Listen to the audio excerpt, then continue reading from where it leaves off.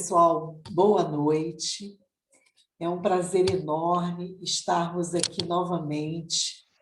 Nós tivemos 2 quintas-feiras que nós trabalhamos com Edalmo e Luciano na questão da divulgação. Pessoas que trabalham com coordenação de estudos. E aí nós tivemos 2 quintas que nós dedicamos a esse trabalho. Mas aqui estamos nós novamente, o 21º seu, a área da educação, trazendo assuntos importantes para a nossa vida em família. Hoje, vocês observaram no cartaz que nós temos 2 pessoas escaladas para o nosso trabalho de hoje. A companheira Cristine e Evaldo. Sendo que Evaldo está com uma questão familiar e, possivelmente, né, Cristine, não vai poder estar conosco. Ele ficou até de ver, se tiver possibilidade, ele vai estar conosco. Mas nós temos a nossa companheira pela primeira vez com a gente na roda de conversa. O Evaldo é que faria a apresentação de Cristine. Então, eu vou fazer com o que ele tinha me falado, mas possivelmente ele teria mais detalhes para falar. A Cristine é uma companheira de São João da Barra, nossa cidade vizinha. A gente teve a oportunidade de conhecer Cristine no Grupo Espírita Francisco de Assis, de São João da Barra, e um encontro fraterno em 2019, né, Cristine? Foi uma oportunidade maravilhosa. E Evaldo, conversando com Cristine, entendeu que ela tem uma experiência muito interessante. Ela, inclusive, atua na área da educação, da Secretaria de Educação de São João da Barra, e ela tem uma experiência que ele considerou bem interessante com neurolinguística para trazer para a nossa roda, para a nossa conversa. A gente está aqui vibrando, né, para que seja uma noite bem proveitosa. Como a gente sempre fala, a pessoa vai fazer as suas colocações, mas todos vocês fiquem à vontade para fazer perguntas, comentários, para que a gente possa ter uma roda, né, verdadeiramente, né, nessa troca. Então, todos fiquem à vontade. Eu estou vendo São João da Barra bem presente aqui, alguns companheiros que sempre estão conosco, né, e estão aqui também hoje. Então, sejam todos bem-vindos. Nós vamos ler do livro Aprimora-te, do médium Robério, Espíritos Diversos, mas a mensagem que eu vou ler é de João Cabete. Esperança. Apeguemo-nos com firmeza à esperança que professamos, pois aquele que prometeu é fiel. Hebreus 10, 23. Tenho comigo a certeza de que o amanhã será melhor. Por mais que o mundo me sinalize a desesperança e a ansiedade, projeto do meu ser a luz divina pródiga de forças. Em meio à noite escura, percebo os primeiros raios de um novo dia. Rumores de guerra se agitam, mas continuo projetando a paz ao meu redor. Por mais que o pessimismo frequente as bocas acostumadas com as trevas, continuarei cantando hinos de alegria, auxiliando a dulcificar a atmosfera. Com a paz, meus dias são mais serenos e o sofrimento e a ansiedade não me dominam as cogitações. As dores e os sofrimentos de hoje, vejo-os como experiências importantes para meu aprendizado. A doença ensina-me a buscar e valorizar a saúde, e a escuridão me leva a almejar a luz. A própria guerra ensina-me a importância da paz, e a solidão me mostra o valor da companhia dos amigos e familiares. A amargura dos negativistas restabelece em mim a importância do otimismo. A dúvida atroz de hoje será a certeza do amanhã, e a falta de senso atual será o equilíbrio mais à frente. Percebo o mundo caminhando, apesar de muitos desacreditarem, pois a esperança é virtude que nos auxilia a viver bem hoje e muito melhor amanhã.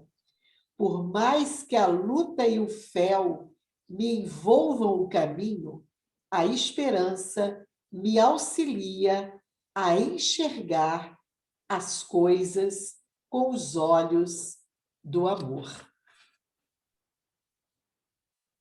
Eu vou pedir para a Jane, companheira que está lá em São João da Barra também, Cristina. Vou pedir à companheira Jane para fazer para a gente a nossa oração. Boa noite, Daísa. Boa noite a todos. Boa noite. Pedimos nesse momento ao nosso amado Mestre Jesus que possa nos sustentar, nos envolver nas doces palavras que foram lindas, nos incentivando a trabalharmos a nossa esperança, a nossa coragem para enfrentarmos os momentos difíceis das turbulências que ocorrem nesse momento de transição. Pedindo que nesse momento todos nós possamos estar envolvidos nas doces vibrações da nossa querida Mãe Maria, dos nossos amigos que, por certo, estão trabalhando, abraçando o nosso planeta Terra, para que a esperança, para que essa mensagem da Boa Nova possa realmente adentrar no coração dos homens, trazendo renovação, trazendo mudanças, transformações, para que possamos olhar o bom, o belo, com outro olhar, né? Com um olhar de misericórdia, com um olhar de solidariedade e de esperança em dias melhores. Fica conosco nos abençoando, abençoando o estudo que a nossa crise vai conduzir hoje, possamos estar conectados com essa energia maior que nos envolve. Que Deus nos abençoe e nos ampare.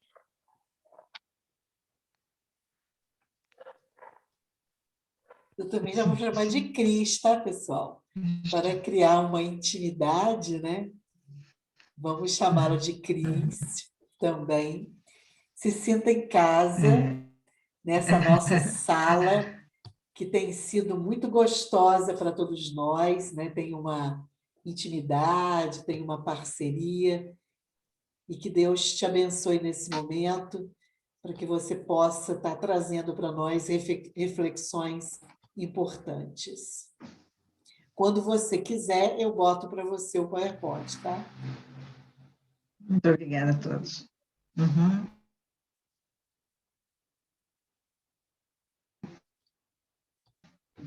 Tá. Pode.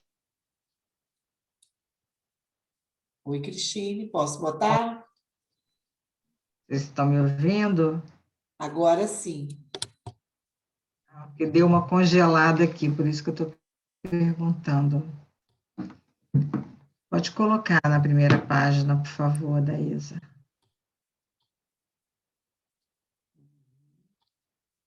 Só um minutinho, por favor. Esse aqui, peraí. O que a gente vai falar hoje é sobre qual a vida que eu quero para o meu filho, não é isso? Uma nova Isso. forma de experienciar a vida. E aí, é uma conversa, eu tenho mais ou menos 30 minutos, não é? É isso mesmo? Só um minutinho, deixa eu só ver uma coisa aqui se está aberto. Pode ir falando que eu só estou vendo aqui uma coisa. Tá. Então tá. Boa noite a todos. É um prazer estar aqui. Eu vou fazer o máximo que posso. De fato, boa parte da apresentação iria competir, seria da responsabilidade do Evaldo, e aí eu vou fazer o melhor que posso dentro da minha competência, que não é a mesma que a dele. Então, dentro do meu mapa de mundo, dentro da maneira que eu vejo e conheço, eu vou explicar da melhor forma possível para vocês, tá bom?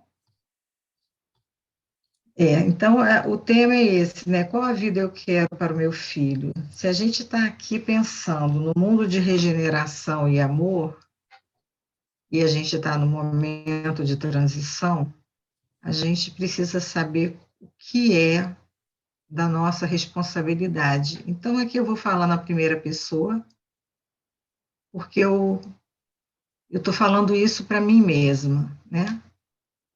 Qual é a minha responsabilidade se eu quero um mundo melhor para o meu filho, para as minhas filhas, para os meus netos?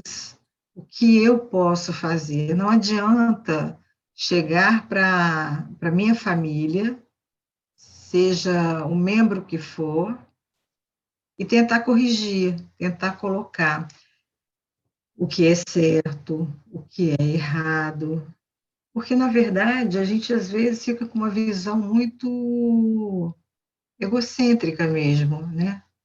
Porque todas as coisas, elas são relativas diante da vida. E por que eu estou falando isso? Eu vou colocar aqui, tá, Adaísa? Eu vou ficar sem ver vocês, porque eu estou colocando a minha página. Por que que isso, aos meus olhos, é importante, né? A gente acaba colocando como se a minha verdade, eu acabo colocando como a minha verdade sendo a única verdade. Mas será que é assim? Será que o outro que convive comigo também não acredita que a verdade dele é a única verdade? Então eu preciso imaginar que a experiência da vida precisa mudar. Nós sabemos que estamos mergulhados nesse fluido cósmico universal e que nós criamos a realidade a partir da informação que a gente coloca nessa realidade.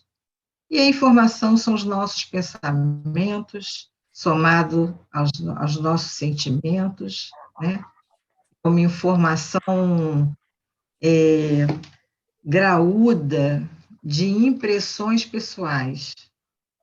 Se a gente fica olhando, querendo impor a nossa forma de ver, e os pais sempre procuram olhar e orientar e indicar o caminho, a gente começa a criar uma área de resistência, de atrito.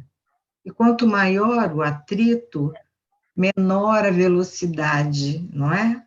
Então, a gente vai pensar aqui na velocidade das boas relações, de uma relação amorosa, de uma reação fluida diante da vida, de uma relação onde a gente tem uma comunicação fluida, onde a gente tem uma relação solidária, uma relação amorosa.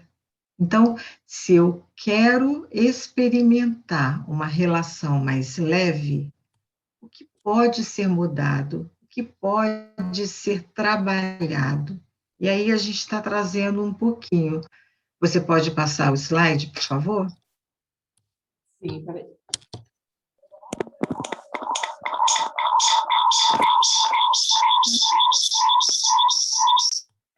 Tem um Ó, barulho? quem tiver com o áudio aberto, por favor, fechar.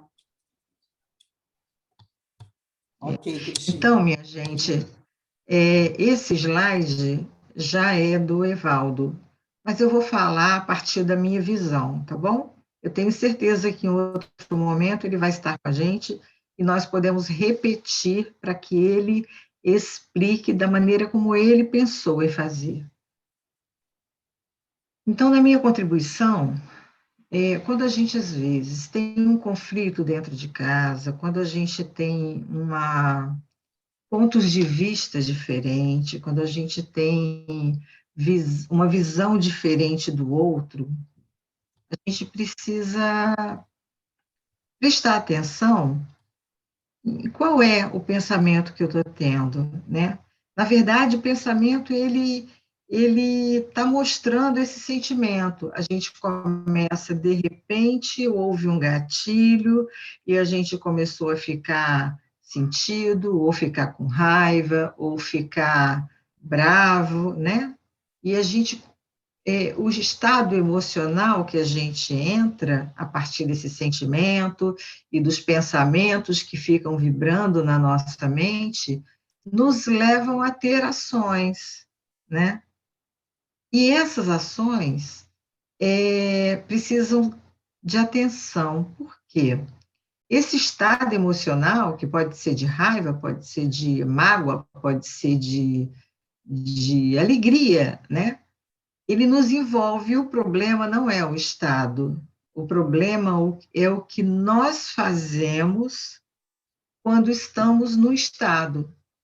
Se esse estado emocional, por exemplo, envolve pensamentos de raiva, de ódio, sentimentos de raiva e de ódio, pode me levar a ter atitudes que não são as melhores dentro de qualquer relação. Falamos aqui da família, falamos aqui dos filhos, mas a família nada mais é do que uma célula dessa sociedade, né? Desse mundo que a gente quer viver e que a gente deseja um mundo melhor. Então, passa, por favor, Anaísa. A gente imagina assim, a gente vê, você pode... É porque eu realmente não sei o que você está passando. Deixa eu olhar no seu, só um minutinho. Eu vou tirar aqui para poder acompanhar os... Porque eu vou ver. Aí, esse aqui? isso. Esse aí, né? Então, imagina só, todas as coisas que a gente já viveu, que a gente presenciou, que a gente sentiu em família, elas têm um primeiro olhar. Esse primeiro olhar gera na gente uma impressão. E a gente costuma ancorar esse primeiro olhar de qualquer coisa, sentimentos, ações ou reações, né? E quando a gente não está em consciência, buscando vigiar as nossas ações, nós estamos repetindo no automático a partir de algumas coisas que vêm e disparam na gente todo esse conteúdo, que pode ser positivo ou negativo. Passa mais um, por favor, Adaísa. Tá certo? Sim, então, eu estou falando em cima do que o Evaldo me explicou ontem, né?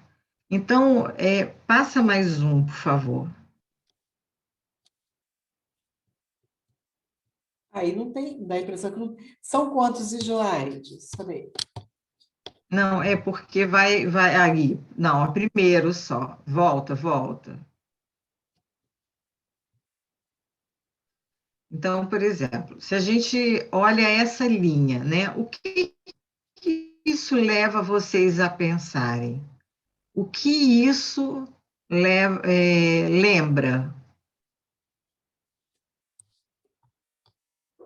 Vocês podem falar, interagir comigo, tá? Fica à Eu vou, por vontade, exemplo, pessoal. uma ideia, né? Pode parecer uma barreira, pode Uma parecer hierarquia. uma divisória. Hã? Pode parecer uma hierarquia. Eu em cima, o outro Pode- embaixo. Isso, pode parecer uma hierarquia. O que mais pode lembrar isso aí? Eu olhando os sinais também, né, negativo e positivo, eu pensei também em respostas que possam promover alguma coisa negativa dentro de nós também, ou Uhum. positiva, né? É. Esse traço, a mim, pela primeira vez que vi, me fez imaginar uma conexão entre o céu e a terra, aquele vínculo que nos leva ao alto. E aí passa mais uma vez só, Adaísa, por favor. Oi, aí foi isso que Então, apareceu se agora. no primeiro, por exemplo, a Luciane falou em hierarquia. Não, volta, por favor. Deixa só os dois. Ah, tá. Isso. Se a Luciane, por exemplo, viu essa linha como uma hierarquia, eu, por exemplo, imagino essa linha com uma conexão de céu e terra.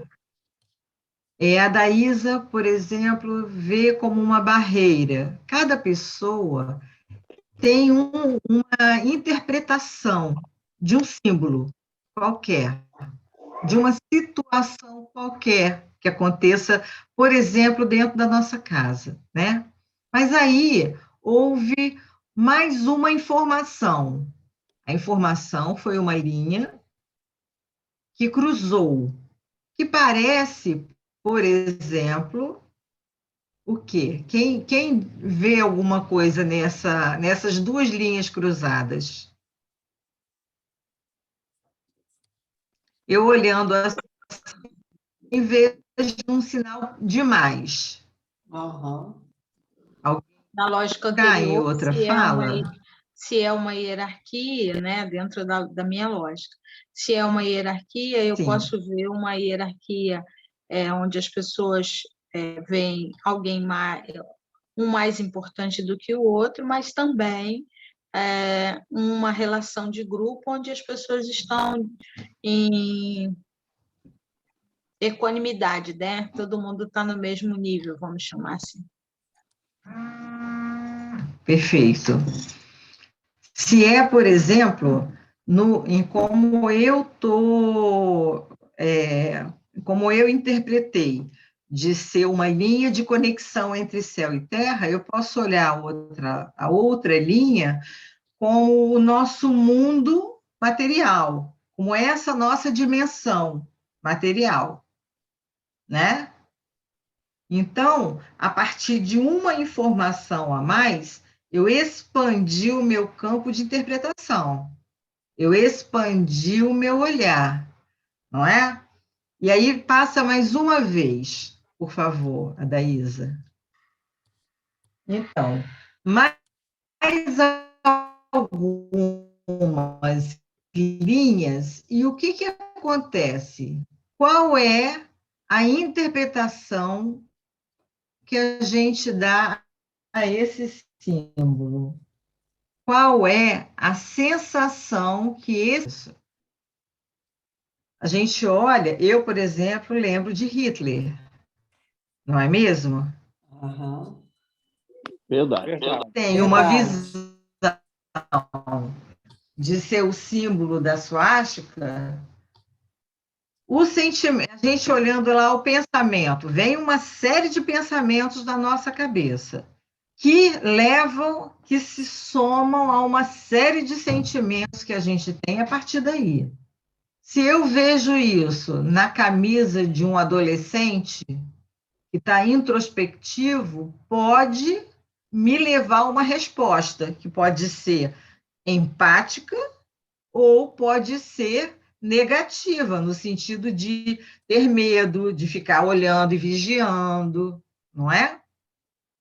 Então, a nossa neurologia, ela começa a ativar todos os significados que nós já demos em algum momento para as coisas. E aí, passa mais um, por favor, Daísa. E a gente completa com outros sinais, outras linhas. E aí, o que isso parece?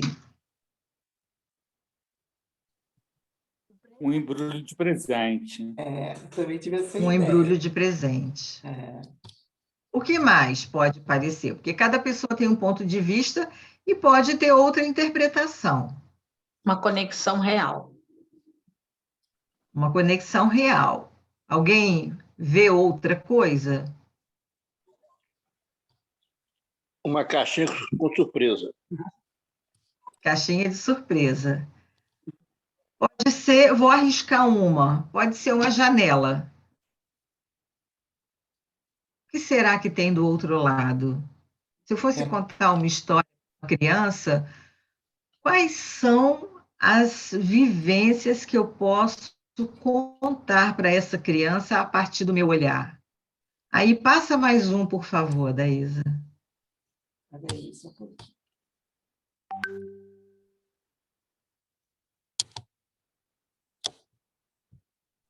Aí não foi, não. É outro slide? Peraí. Outro slide. Ah, tá.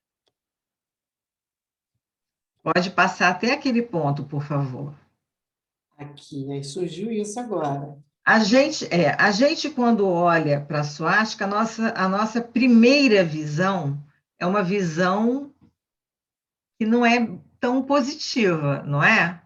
Que Sim. traz, por exemplo, um sentimento de medo, um sentimento de incerteza, um sentimento de empatia. Pode passar mais um. Pode passar mais uma, Daísa, isso. E aí me leva a ter uma ação que pode ser negativa. Se o que disparou, a impressão que eu tive a partir do símbolo, acionou esse campo de pensamento, sentimento, ação e resposta, isso vai ser positivo? Passa mais um, por favor. Vai me fazer sentir alguma dor. Agora, se é um presente, se é uma janela com 1000 aventuras e histórias positivas, passa mais um, por favor. O que vai disparar é um campo com toda uma sequência positiva.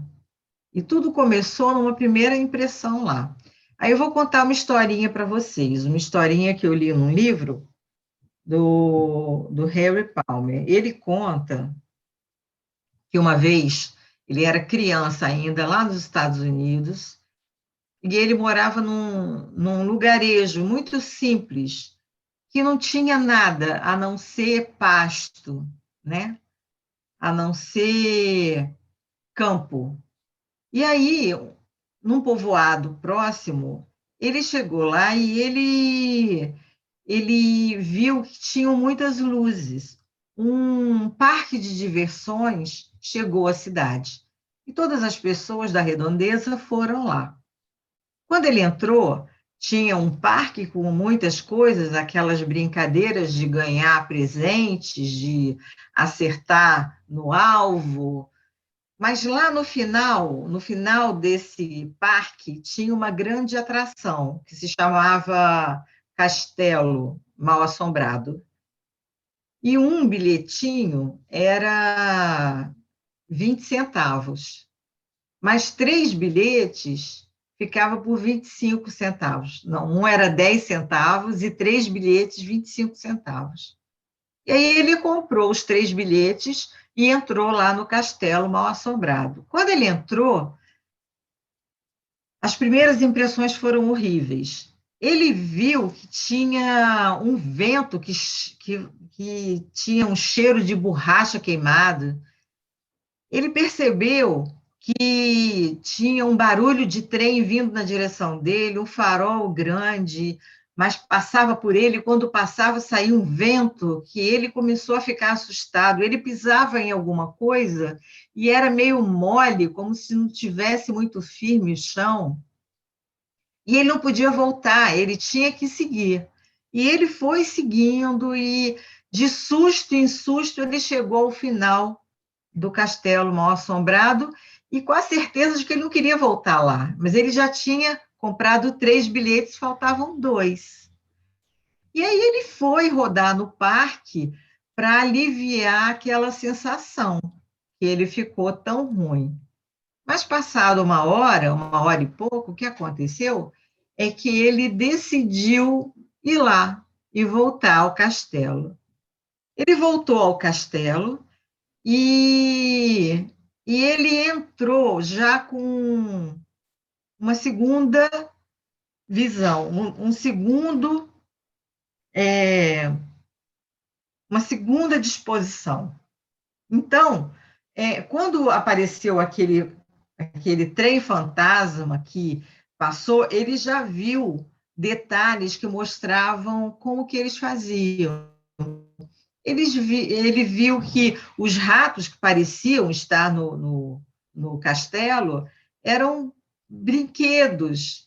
Ele começou a olhar que aonde ele pisava que era macio era uma espuma. E ele começou a perceber que as coisas não eram tão perigosas, não eram tão assustadoras.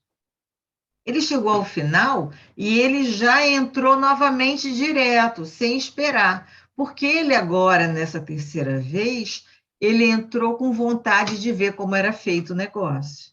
E aí o olhar curioso fez com que ele buscasse informações que da primeira vez ele não tinha enxergado e nem procurado. Então, toda a impressão que ele tinha tido se desfez a partir de um olhar um pouco mais maduro, um pouco mais atento e um pouco mais curioso. Entende? E aí pode passar, por favor, Adaísa.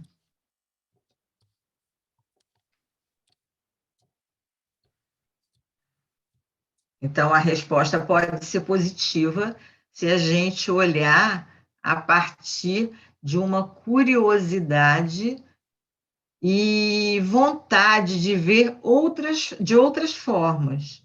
Às vezes, a gente sofre presa numa visão limitada e as coisas podem ser mais leves. A gente pode colocar menos emoção em algumas coisas, menos resistência.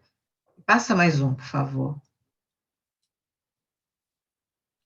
E aí eu vou contar uma outra história para vocês. Vocês gostam de história? Ah, então tá bom. Era uma vez uma aldeia e nessa aldeia havia um menino. Esse menino, ele era apaixonado por cavalos. Ele gostava muito de cavalos.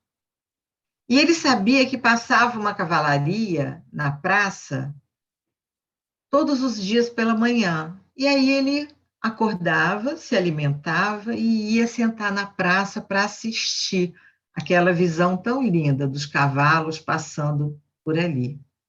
E o dono da cavalaria observava aquele olhar apaixonado, aquele olhar amoroso.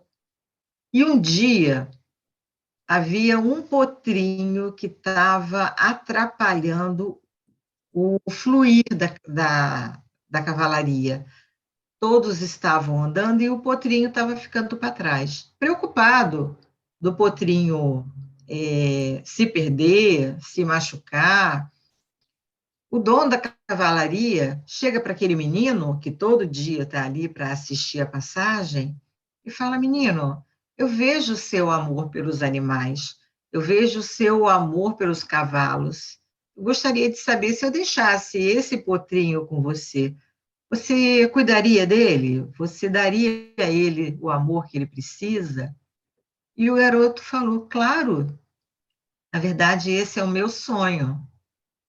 E aí ele levou o potrinho para casa e mostrou para o pai todo feliz. Só que o pai dele tinha um vizinho que vivia lá na casa dele.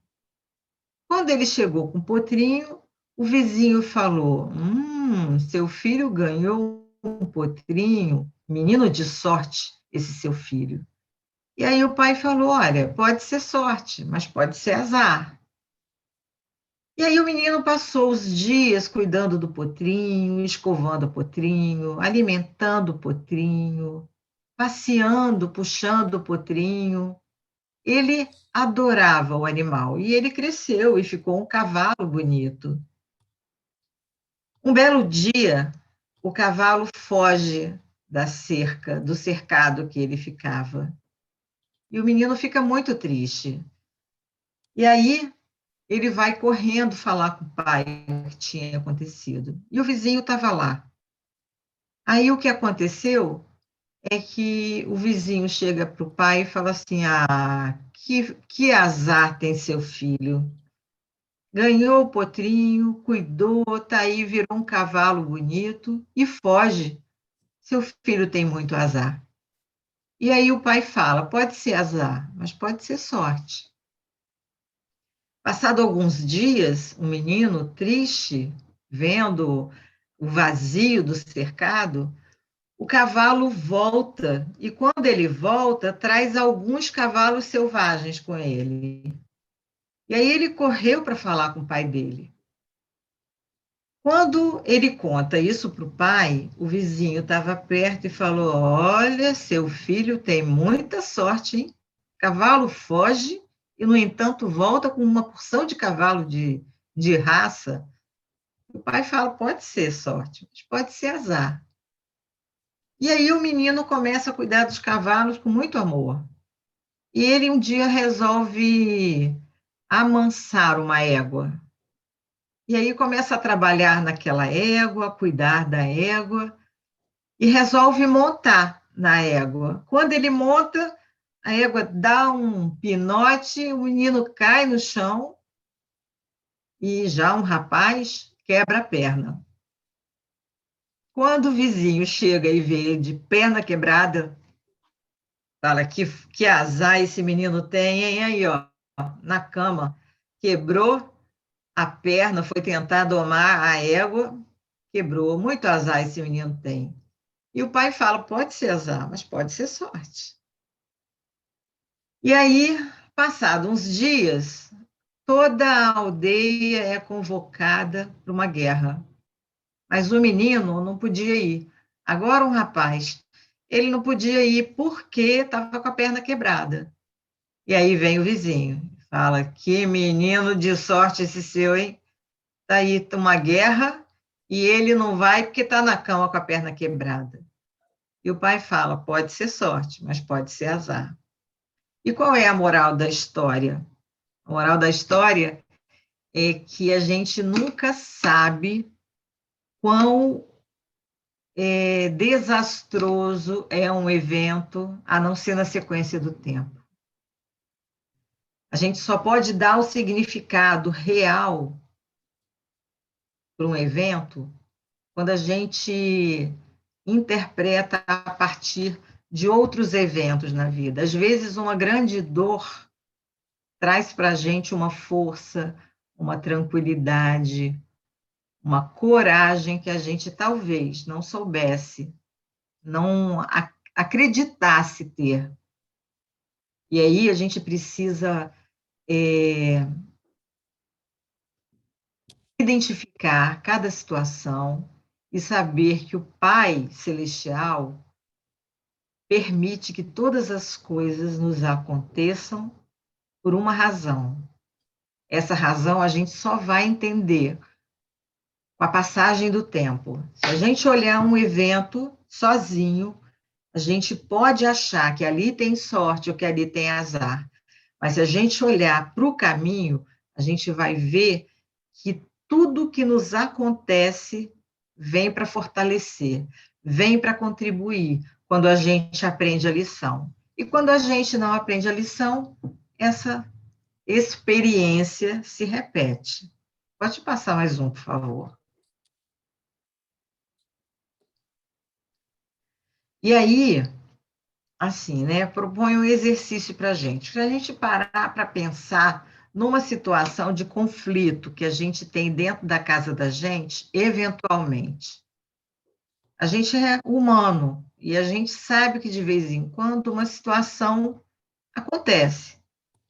Então, pense aí uma situação leve, gente, mas pense aí. Pode ser um conflito de opinião, pode ser não saber dividir uma situação. Pensando nessa situação, eu gostaria que vocês imaginassem 3 circunstâncias diferentes. Como seria se eu tivesse empatia? Pensando que a empatia é quando eu me coloco no lugar do outro. Mas não quando eu me coloco no lugar do outro a partir da minha forma, dos meus recursos internos, da minha maneira das minhas habilidades, é me colocar no lugar do outro a partir da maneira como ele enxerga o mundo, da maneira como ele experimenta o mundo, com o talento ou com as habilidades que ele tem ou que ainda não tem. Se a gente conseguir imaginar como seria essa situação se eu tivesse empatia, seria uma situação mais agradável? Se a gente pegasse a mesma situação e fosse para outra questão, como seria se nós tivéssemos resiliência? Lembrando que resiliência é a capacidade de retornar a uma forma original, sabendo que quando a gente retorna mais forte. Então, imaginem uma esponja de cozinha, né? Você amassa ela, e quando você solta, ela volta. Então, como seria se a gente atravessasse alguns confrontos dentro de casa e saísse sem tanta mágoa, sem tanto ressentimento, e saísse com a capacidade de perdoar, sabendo que o outro está aprendendo assim como eu também estou aprendendo? Seria melhor um embate dessa forma?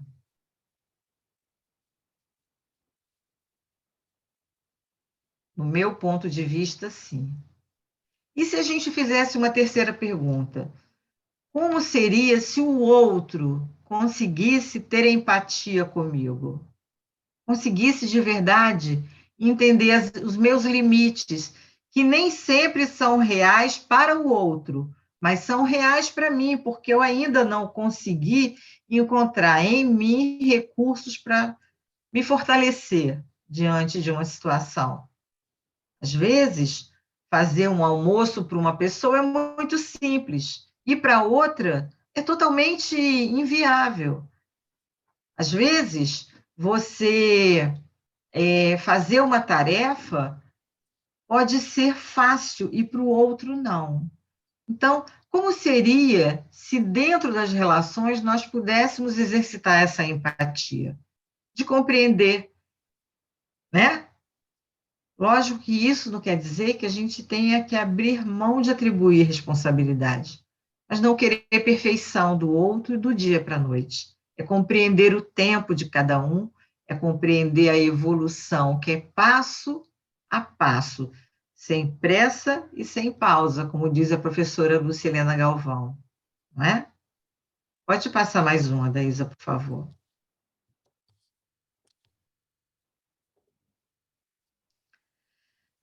E aí eu trouxe essa pesquisa rápida que o Google fez, e a pergunta que ele fez foi: o que fazia os times do Google de sucesso? E aí, o que eles escolheram com essa pesquisa, a resposta foi: quem estava no time importava menos do que como eles se relacionavam.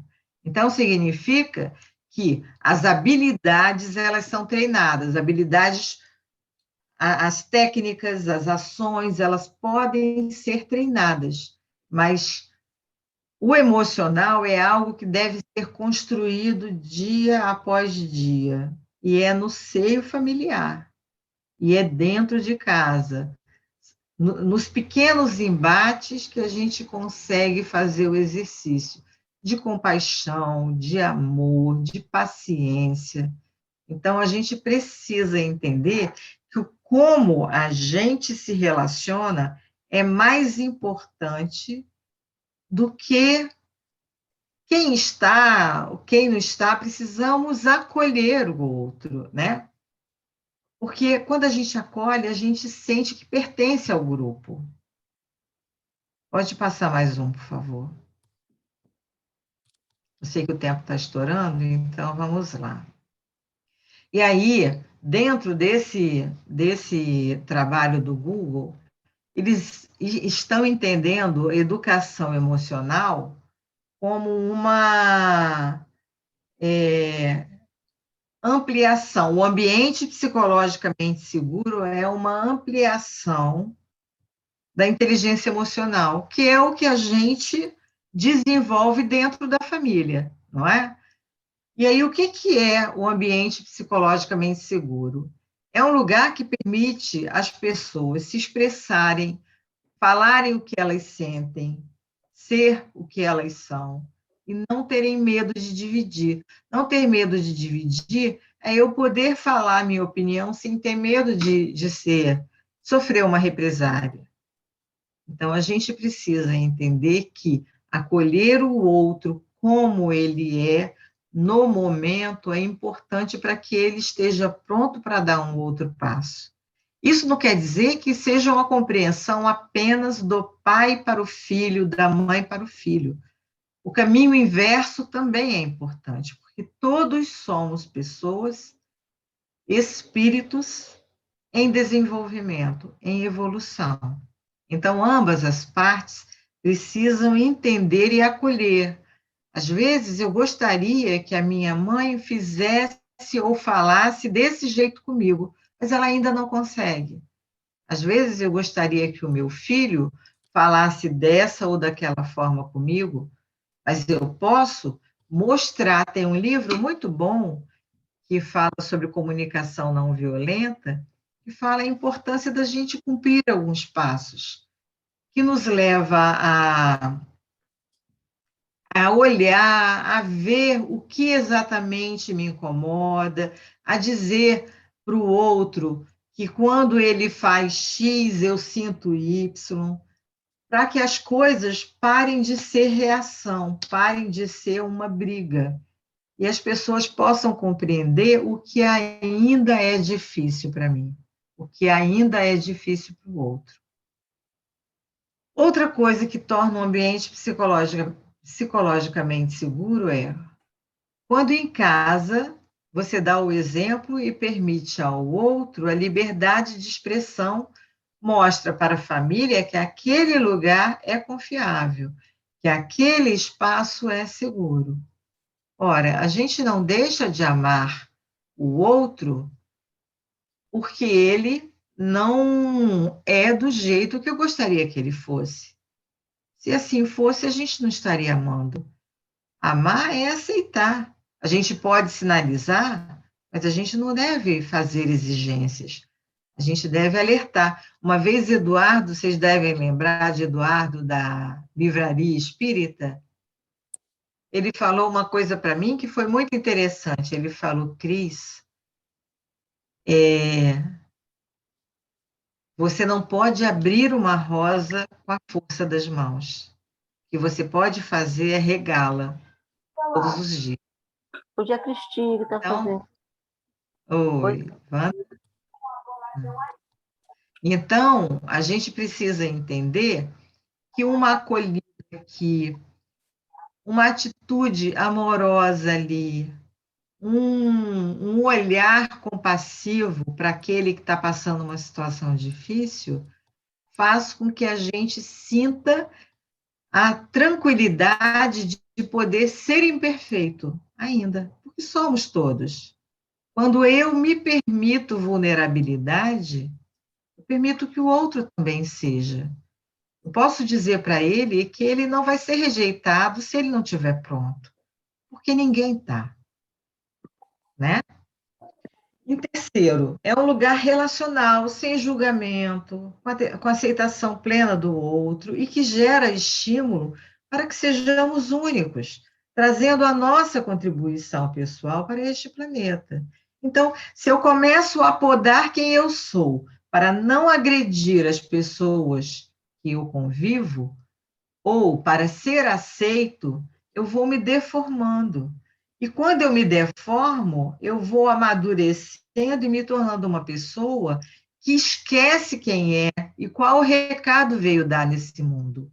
Porque se a gente está nesse mundo, é porque a gente tem uma tarefa. Pode ser simples e pequena, mas é uma tarefa nossa, é uma contribuição nossa. Então, a gente não pode calar a própria voz. A gente deve ser contribuição uns na vida dos outros. Eu, à medida que eu venho crescendo internamente, eu vejo quanto falta para crescer, vejo quão pequena eu sou. E quanto mais eu me vejo assim, Tá bom? maior é o estímulo para Prazer. aceitar, para entender o outro, Eu coloquei para tchau. amar Só o um pouquinho. outro. Só um pouquinho, Cris. Pessoal, cuidado com o áudio aberto. Tem alguém com áudio aberto que eu não estou conseguindo identificar quem é. Tudo bem, Cris. E aí, para concluir, eu vou fazer com vocês esse exercício de compaixão. Eu gostaria que vocês pensassem naquela pessoa do exercício de cima, sabe? Que talvez vocês tenham algum ruído na comunicação.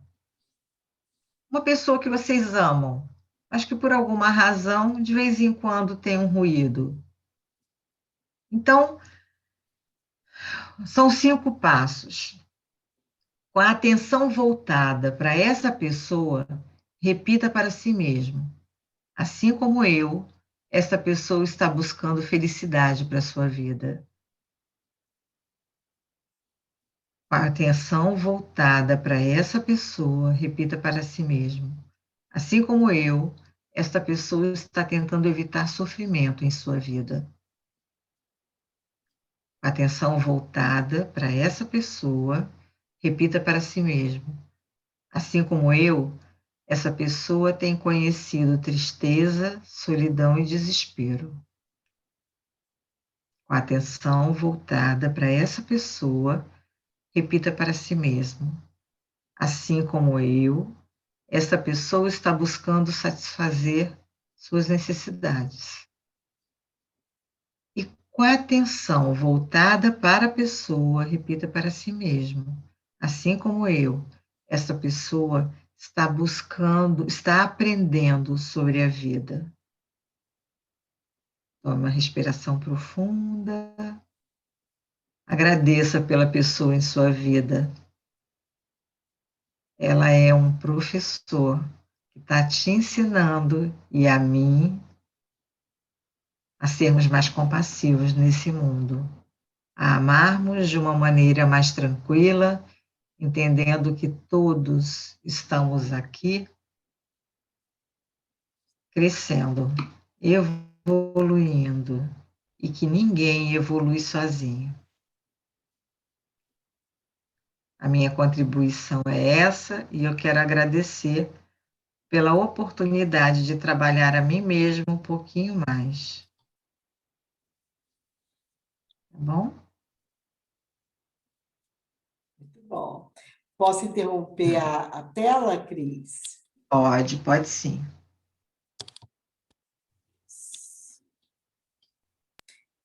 Boa noite, né, para quem chegou depois. Que gostoso, Cris. Muitas reflexões importantes. Deixa eu olhar aqui no bate-papo se tem alguma colocação. Ainda não. Pessoal, mas pode ficar à vontade para erguer a mão para a gente trocar. Enquanto vocês vão pensando, eu ontem assisti um filme, naquela hora que Cris estava falando de se colocar no lugar do outro, logo me veio à mente o filme, que tem tudo a ver com isso. um filme que está no Netflix. Eu fui assim procurando, né? Estava procurando um filme e achei Agnus Dei. Não sei se alguém já assistiu. Você assistiu, Clara? Estou vendo você balançando a cabecinha aí. Eu assisti. Minha mãe também, ela não lembra, mas ela assistiu sim. E aí, pessoal, é um filme. Quem assistiu? Só vocês duas? Só? Ah. É um filme que é baseado em fatos reais, fatos acontecidos em 1945, estava terminando a Segunda Guerra Mundial. E essas freiras moravam em um convento. E aí um dia, né, uma sai assim e vai até a Cruz Vermelha e uma médica francesa vai até o convento, meio que assim, levadas escondidas para fazer o atendimento. E o que vai acontecer ali é que 6 ou 7 freiras, não me lembro exatamente se 6 ou 7, devido a uma invasão de soldados russos, elas são estupradas e ficaram grávidas. Mas, assim, por que eu pensei? Por cada cabeça. Na cabeça delas, elas estavam traindo Deus. Elas pensavam que aquilo tinha acontecido e que elas não iriam ter o céu quando morressem, né? Aí eu fiquei vendo aquilo, né, Clara e Jussiara? É muito assim, para a gente que não tem essa concepção, né, de achar que por ser estuprada, você que está traindo, né? É difícil. Aí, na hora que a médica ia fazer o exame nelas, elas tinham a maior dificuldade e a médica teve que ter muita sabedoria para se colocar no lugar delas, né? E ter o respeito devido à forma de pensar, as crenças que aquelas freiras tinham. Um filme muito emocionante e reflexivo, porque você se colocar no lugar delas é um movimento meio complicado, né? De olhar, né, o mundo daquela forma. Para a gente se colocar no lugar do outro, você está me ouvindo? Estou ouvindo, estou ouvindo. Para a gente se colocar no lugar do outro, no mínimo, a gente precisa apreciar essa pessoa por algum tempo. E quando a gente aprecia o outro por algum tempo, vocês estão me ouvindo? Estamos, Cris. Porque está tudo congelado aqui. Para a gente ter empatia, a gente precisa apreciar o outro. E quando a gente aprecia o outro, a gente descobre coisas que a gente não tinha visto ainda. A gente precisa lembrar que a gente só vê fora aquilo que a gente já conhece. Então, se eu saio falando do outro de uma maneira muito agressiva, se eu aponto o dedo, entro em julgamento, na verdade, eu não estou enxergando nem ao outro e nem a mim. Eu estou ali no processo, né? Eu preciso olhar com amor, com paciência, com carinho, para poder me colocar no lugar. E aí, nesse movimento, talvez você comece até a admirar essa outra pessoa de uma maneira diferente. Cristine, você falando aí, né? Eu gostaria até que as duas também se colocassem. Na verdade, a médica, ela foi muito sábia, porque aquilo era muito distante da cabeça dela, né? Você vê que ela era uma médica em plena Segunda Guerra Mundial, trabalhando, né? Pela Cruz Vermelha. Mas ela teve que voltar várias vezes e a gente via nela aquele senso de observação, uma sensibilidade muito aguçada nela. Ela, inclusive, parava, assim, algumas vezes o atendimento, quando via que elas não conseguiam suportar aquilo, ela dava um tempo para depois ela continuar fazendo. E mesmo depois, quando os bebezinhos... também não vou falar mais, chega, gente, senão vocês não vão nem assistir. Mas, assim, é muito interessante essa questão da empatia, nessa colocação que você está fazendo. Eu vou Mas assistir. quem mais gostaria de contribuir? A Anne já botou aqui que gostou das histórias, Clara também, mas quem gostaria de fazer alguma colocação para a Cris aí? Fiquem à vontade.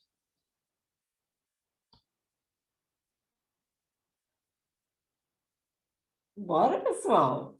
Não sejamos tímidos. Eu acho que quando a gente entra no processo, a gente esqueceu o que é processo, sabe por quê?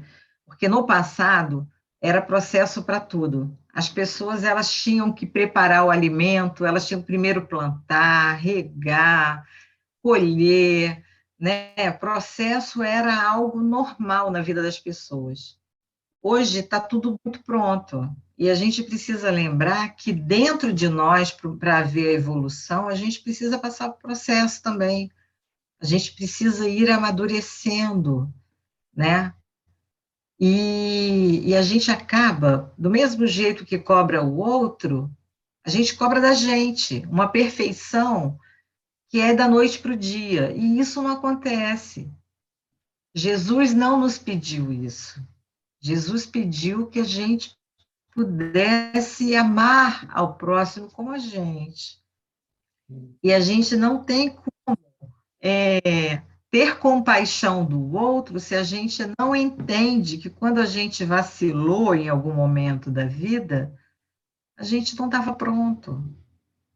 Tinham informações ali que precisavam ser experimentadas na pele, né, no lombo. Então, a gente precisa aprender a assistir a dor de quem a gente ama e apenas acolher o sentimento do outro, estar junto. Eu não tenho que dizer o que a pessoa precisa fazer para se livrar daquilo, mas eu posso ficar do lado e dizer, vai passar, a gente está junto. A gente precisa voltar a olhar para quem mora com a gente com amor. A gente precisa voltar a olhar para as pessoas entendendo que elas também estão nos seus processos. Porque quando a gente faz isso, a gente consegue se acolher com mais amorosidade, a ponto de perdoar a nós mesmos, porque a gente não sabe fazer isso, não é? Você tinha, né, para o tema de hoje, né, uma pergunta. Qual a vida eu quero para meu filho? Né? Aí nessa fala sua aí, você apontou a questão do acolhimento, da amorosidade, né, como pontos bem importantes. Mas o que você colocaria, Cris, como vital nesse trabalho dentro da célula que é a família? Eu acho que nesse momento a gente precisa aceitar o outro como humano, né? Eu penso assim, por exemplo, a gente veio de um caminho onde a religião, onde as pessoas, não a religião, as pessoas, elas achavam que elas deveriam abolir o pecado da vida, né? E a partir dessa postura de abolir o pecado está lá fora, não existe na minha casa. Só que o pecado significa erro. E a gente tem que entender que a gente só cresce a partir das lições que a gente tem. Imaginem só, se a gente está numa sala de aula e você pega uma prova, coloca para um aluno uma prova, e você faz aquele aluno se sentir muito mal porque tirou 0, você está ajudando? Ou faz ele decorar algumas respostas para tirar um 10, a gente está ajudando? Na verdade, quando a gente pega essa prova e fala, olha, você não foi bem, mas vamos rever aqui, e aí você faz uma correção junta, reexplicando todas as coisas, você ajuda, nunca mais aquela criança vai errar naquilo, porque experimentou a dor e porque decidiu mudar. O problema é que a gente quer uma família perfeita, esquecendo que a gente precisa ter uma família humana, uma família que aprende a partir da imperfeição. Então, a gente precisa desejar ser humano, aceitar a própria, eu como mãe, como avó, eu preciso, mais do que nunca, aceitar meus medos, minha vulnerabilidade, a minha falta de perfeição, porque desse jeito eu consigo de verdade abraçar quem está perto de mim, porque eu não vou deixar de amar porque é imperfeito. Meu filho vacilou, minha filha vacilou, eu vou amar, dizer, a gente vai aprender com isso e vai mudar. Como pode ser diferente? O que nós podemos fazer para não cair de novo nessa pedra? Porque a pedra está ali. Quando a gente sabe que ela está ali e você tropeça de novo, aí já é uma permanência, né? Mas, em geral, a gente só tropeça no que não viu. Então, a gente precisa trazer consciência para o nosso humano, para a nossa vulnerabilidade, para entender quais são os pontos fracos que eu tenho na minha alma, para entender e aceitar a falta de perfeição e decidir desenvolver. Quando eu entro no caminho do autodesenvolvimento, da autotransformação, eu vou acertando erro por erro, aceitando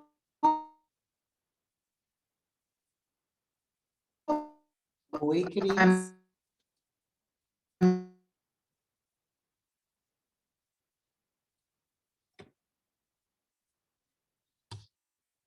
Ela congelou, né, gente? minha. Oi, Cris.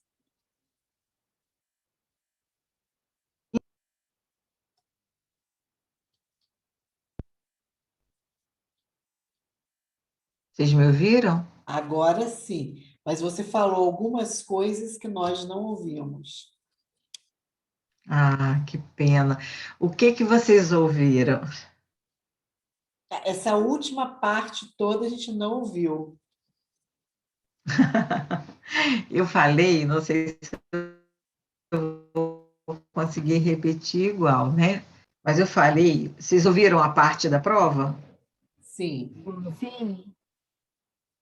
Ah, então, quando a gente está com uma criança que errou, tirou 0, e amorosamente a gente está junto e reexplica cada questão, ela nunca mais erra.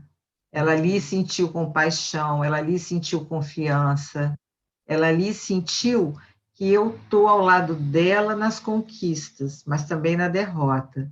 Então, eu acho que o que é mais importante é a gente mostrar nossa vulnerabilidade, nossa presença e aceitar o outro como é, do jeito que é humano. A gente não precisa exigir perfeição, porque vai ser só maquiagem. A gente precisa ter uma pessoa de verdade perto da gente, e com permissão para ser de verdade, porque aí ela vai identificar tudo aquilo que ela ainda não consegue e vai decidir pequenas transformações diárias, decidir pequenas conquistas para a sua alma, para o seu espírito eterno, sempre, constantemente. Isso vai passar a ser algo que ela vai incorporar como rotina, porque tem amor, tem permissão para continuar pertencendo à família, apesar de imperfeito, porque vai entender que todos da família também são imperfeitos. A gente só tem imperfeições diferentes uns dos outros, mas a gente tem, né? Isso. Alguém mais? Claro, eu acho que você está com vontade de fazer uma pergunta, claro. Tá não? Tem certeza? Aqui está o que encontrei na web. Tá não? Alguém gostaria de fazer alguma colocação? A gente já está caminhando, né, para o nosso final dessa noite tão gostosa, né, tão reflexiva. Você trouxe considerações Uma vez importantes. eu li num livro do Astral, do médium João Nunes Maia. Ah, é. Se não me engano, mês. Ele falava, eu achei tão interessante, ele falava que o problema do homem e da mulher encarnados não era o mal em si, mas era o império das exigências. A gente ainda vibra, mas a gente está mudando, mas a gente ainda vibra como se fôssemos o centro do universo, como se nós fôssemos as pessoas corretas. Mas, na verdade, não é isso. Na verdade, a gente precisa aprender a aceitar a realidade tal como é, entendendo que essa é uma experiência humana. Somos espíritos eternos, vivendo uma experiência humana. E que a gente precisa entender que não temos controle sobre os eventos, sobre as situações, sobre as dores, mas que se a gente aprende a acolher o dia de hoje, o outro, do jeito como é, as coisas ficam muito mais fáceis. O fluxo do crescimento e da amorosidade fica cada vez mais leve, mais gostoso, mais fluido. E a gente acaba, por consequência, criando uma relação harmônica, né? Verdade. É isso aí. Pessoal, então a gente vai, né, caminhando para essa finalização, agradecendo a Cristine, que ela possa estar com a gente em outras oportunidades, de repente com o Evaldo, né, os dois juntos, como eles tinham até planejado. Mas gostamos muito, eu não te conhecia assim falando, né, tive aquela oportunidade, mas não tinha te ouvido. E foi uma noite bem gostosa para todos nós. Nosso carinho, Que nosso bom. agradecimento. E aí, pessoal, eu vou só Eu que agradeço, de coração. Maravilha. Vou fazer só uma divulgação. Vocês devem estar acompanhando que nós estamos divulgando a nossa Semana Espírita. Eu não vou ler tudo, mas só vou trazer aqui rapidinho. Pior que eu não estou achando aqui. Infelizmente não está aqui. Oi. Enquanto você procura aí, depois tem como você mandar lá no grupo da Conexão Família esse slide aí da Cristine, aquela parte do exercício de compaixão, se tiver como. Tudo bem, Cristine? Posso? Sim, pode. Legal. Maravilha. Pode sim. Isso é muito bom. Só um instantinho aqui, pessoal. Só fechar isso aqui. Só um minutinho.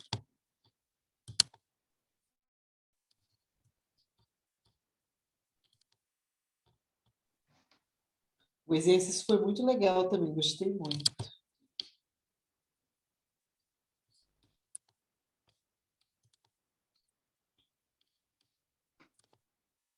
Pessoal, sem querer ler tudo, mas só para a gente dar uma olhada.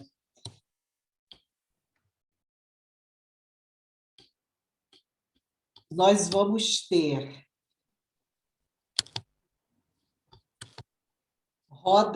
palestras. O tema da nossa Semana Espírita, a mediunidade e os desafios do século XXI. Tudo começa, em termos de palestras, no dia 18. Vocês vão observar que os temas estão todos ligados a mediunidade, já que nós estamos completando 160 anos do Livro dos Médiuns. Então, nós temos temas diversos, pessoas que vocês devem conhecer, o Décio Andoli, tem o Alberto Almeida, e tem alguns, Marcelo Show, e tem alguns companheiros que vão estar com a gente pela primeira vez. Então, depois vocês deem uma olhadinha com calma lá no temário.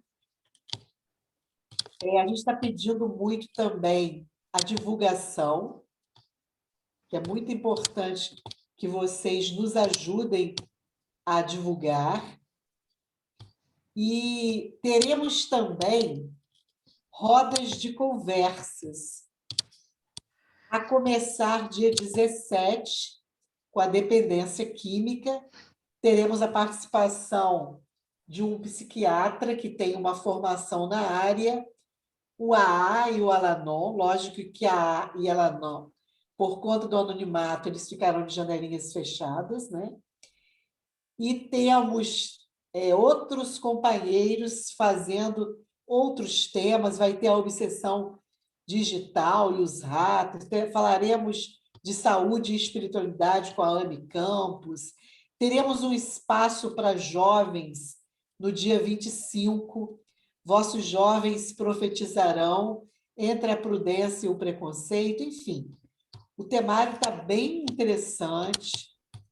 A gente pede que vocês nos ajudem na divulgação, compartilhando com todo mundo que vocês puderem. Brevemente, nós vamos estar fazendo a inscrição para as rodas de conversa, porque elas serão pelo Zoom, enquanto as palestras pelo nosso canal do 21º Seu. E acredito que vai ser um momento bem interessante de crescimento para todos nós, de 17 a 25 de julho. No dia 25, inclusive, a gente vai ter uma noite de arte à noite. Estamos aí preparando material, coral, teatro, poesia. Acho que vai ser um momento bem legal, vai ser às 20 horas. Eu acho que todos aqui sabem que o nosso coral está funcionando online, com a Rosária, e o grupo de teatro comigo. A gente tem feito os trabalhos, apesar de estarmos no virtual, estamos vencendo as limitações. E temos também outras participações de casas espíritas. Acredito que vai ser um momento bem legal para todos nós. Então, vamos fazer a nossa prece. Vou pedir para a Anne fazer para a gente, pode ser?